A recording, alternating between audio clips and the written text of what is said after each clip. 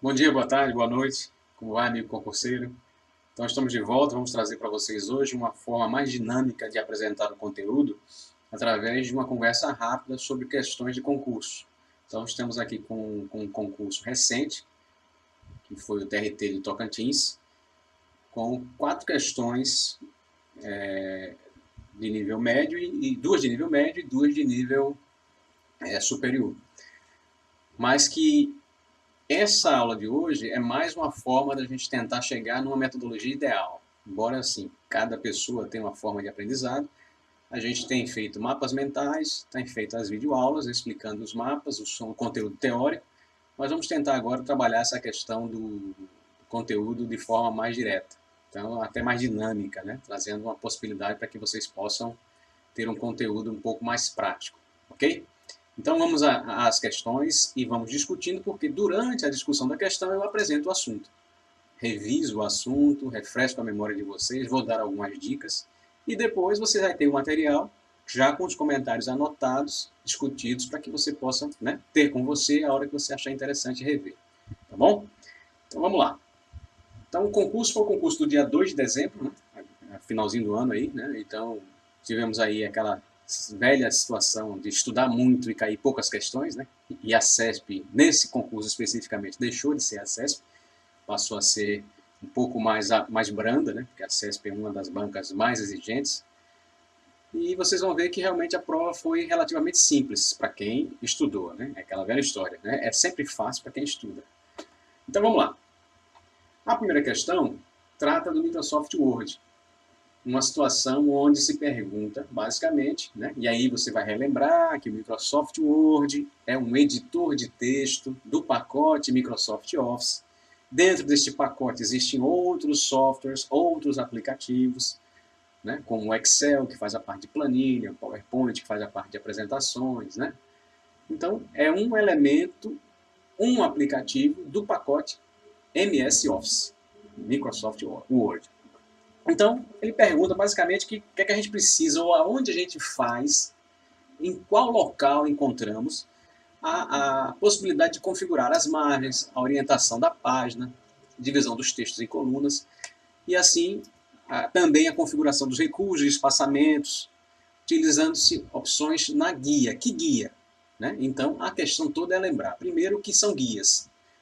Nas versões mais recentes, do Office de 2003 para frente, você teve essa mudança aí de guias, 2007, se não me engano, Office 2007, foi quando foi implantado as guias, que seriam as faixas de opções, onde você tem cada elemento ali num grupo, num agrupamento por faixas, que tem justamente uma guia que dá o nome àquela faixa. Então você tem a guia fulana, a guia ciclana, né? A guia inicial, a guia exibição, né? Então várias guias. No texto completo você vai ver que eu inclusive capturei barrinha para vocês darem uma olhada nas guias. E aí ele quer saber justamente em qual guia você encontra essas opções de ajustes de configuração de página. Basicamente, quando se fala em configuração de página, você está falando em configuração e ajuste visual do documento. Essa configuração e esse ajuste visual das coisas, essa organização, de maneira geral, tem um nome. Né? Você chega, por exemplo, num ambiente e vai organizar a distribuição dos elementos daquele ambiente, você está fazendo um ajuste no... Aí se eu disser a palavra, você vai responder a questão. Então, esse ajuste no... Tarará, tarará, é isso que ele quer saber. Então, eu estou mexendo no ajuste de alguma coisa. Esse alguma coisa é uma palavra em inglês, já deu a dica aí maior ainda, que tem a ver, inclusive hoje ela também está portuguesada, você vai ver que a CESP gosta muito de portuguesar as coisas, mas no Word ainda está misturada a palavra inglês-português. E basicamente é isso. Toda vez que você precisar configurar o documento, ajustar margens, orientação do documento, colunas, etc., etc., você vai ter uma guia com um conjunto de opções que estão aí citadas. Ok? Então, é fácil, dá para você assimilar. Com essas dicas todas, eu já dei quase a resposta, mas tente responder primeiro, depois você olha e depois você vai me dizer se acertou tudo ou não. Tá bom? Vamos para a próxima.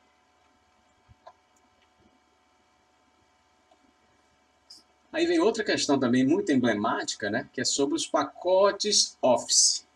E aí você tem que lembrar, existem pacotes Microsoft Office, existe, que são comerciais, existem pacotes livres, open source, como o BR Office, e hoje o LibreOffice.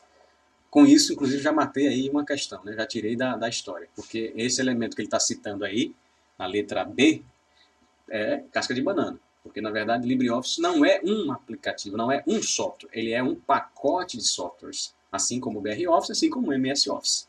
Ou seja, ele é um conjunto de softwares ou aplicativos para escritório. Então, já matei uma questão aí, você tem agora só 4 para poder tentar chegar. Então, qual é o aplicativo dentro desse pacote? Qual é o software, né, mais apropriado dentro desse pacote para criação e elaboração de slides? Aí, veja aí a história da CESP, sempre aportuguesando a coisa, né? Slides em português, né? Que, na verdade, já existem várias palavras também aportuguesadas, né? E não está errada essa escrita aí. Mas o que é, qual o programa que permite fazer slides? Né? Então, você tem um muito famoso, que é o mais usado entre a maioria dos professores aí, e algumas vezes até mal usado, né? Porque fica naquele lance de só fazer apresentação, só fazer slide, né? E realmente a aula fica enfadonha.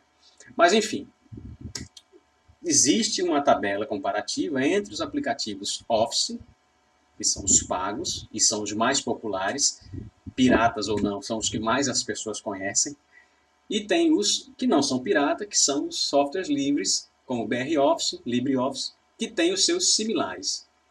Então você tem que saber justamente quais são os similares, quais são os genéricos, digamos assim. Qual é o genérico do Word no fulano de tal? É fulano de tal. Qual é o genérico do Excel no outro? Aí cada um vai ter um nome. Então eu vou deixar também nos comentários uma tabelinha para que você lembre disso.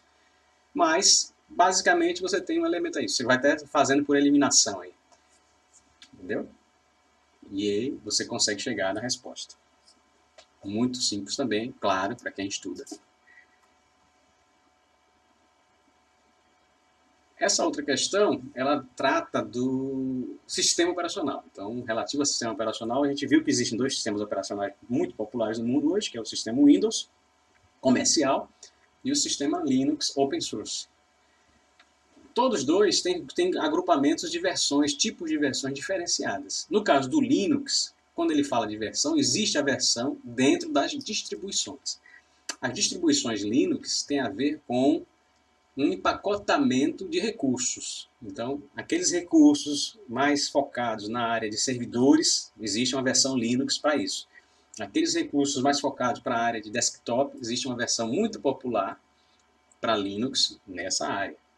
Né? E assim você trabalha. Então, cada distribuição do sistema operacional Linux tem a ver mais com o empacotamento e com o tipo de aplicação que você vai fazer. Assim como o Windows também tem, só que o Windows é mais assim, você tem o Windows nas versões Windows 7, Windows 8, Windows 9, que são versões do sistema operacional desktop. Mas você tem, por exemplo, o Windows Server, né? E as várias versões do Windows Server, que é a versão de Windows para servidor. E assim você trabalha essa ideia. Mas quando se fala em distribuição dos softwares livres, né, dentro desse empacotamento, é uma distribuição de agrupamento de recursos. São várias ferramentas dentro do pacote que vão estar com foco específico. E aí você tem que responder qual é essa baseada no Debian GNU, né? Porque existe justamente várias distribuições, então cada uma tem uma característica.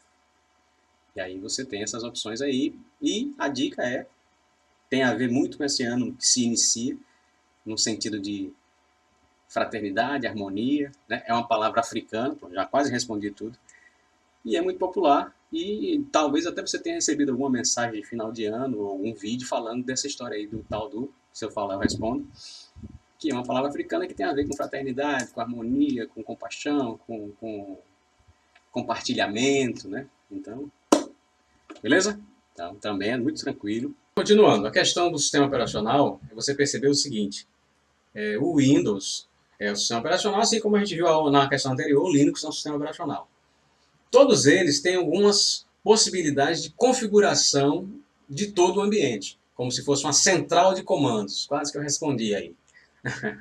E essa central de comandos permite a personalização do ambiente, dispositivos, instalação e desinstalação de programas, a configuração de redes, a realização de backups, ou seja, é um conjunto de ferramentas que aí ele chama de pasta. Por quê? Porque existe, na verdade, a possibilidade do usuário, em qualquer sistema operacional, criar a sua pasta para organizar os seus documentos e os seus arquivos, E existe a possibilidade de já existirem pastas do sistema com algum agrupamento de comandos, de aplicativos, de ferramentas.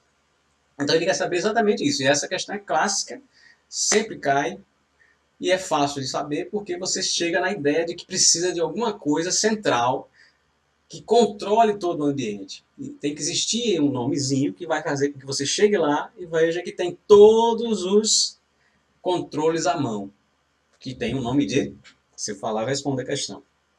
Então, é relativamente simples, mas é uma característica de todos os sistemas operacionais. Tem que existir algum lugar onde você faça a centralização das configurações. Então, isso tem um nome. O Windows tem um nome. Bom? E por último, quero deixar claro que isso aí é uma tentativa da gente melhorar a metodologia, melhorar o projeto de trabalho com vocês, junto com o professor Ronaldo Rocha, e fazer com que vocês entendam que não existe um jeito certo de estudar, existe o seu jeito, mas existe um método otimizado e bem mais correto, que é justamente você tentar não decorar.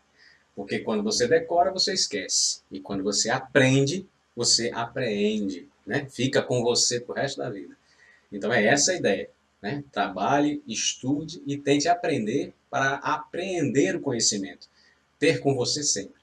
Então, isso é uma possibilidade. Né? Essa aula foi um pouco mais rápida, mas eu quero que fique claro que existem outras formas da gente trabalhar e a gente está aberto a sugestões, porque cada pessoa tem uma maneira de assimilar o conhecimento.